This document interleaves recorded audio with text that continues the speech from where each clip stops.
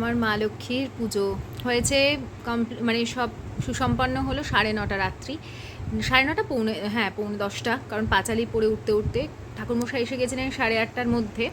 আর এখন বাজে কটা দেখো, 12:15 মতন বাজে।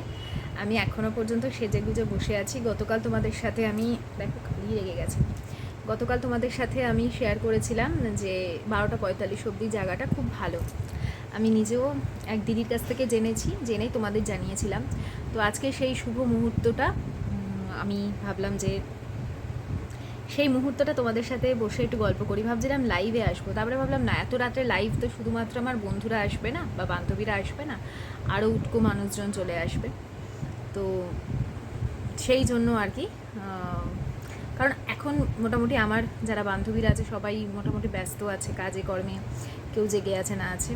তো চেষ্টা করো আর কিছুক্ষণ অন্তত জেগে থাকার, কারণ কোজাগরী মা লক্ষ্মী আসছেন, যা দেখছেন কে কে জেগে আছে, কে জাগরে, সেখান থেকেই কোজাগরী।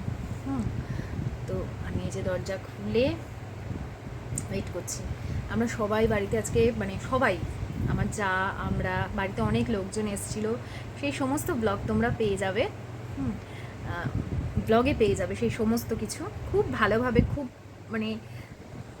ভালোভাবে পুজো হলো আজকে, মানে বলার মতন না। সবই ঠাকুরের কৃপা, ঠাকুরের আশীর্বাদ।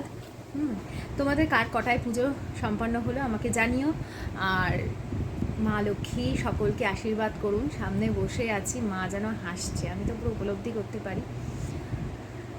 এই সকলে ভালো থাকো, ভালোভাবে তোমাদের প্রত্যেকটা দিন কাটুক মায়ের আশীর্বাদে, সকলে সুজলা সুফলা হয়ে ওঠে।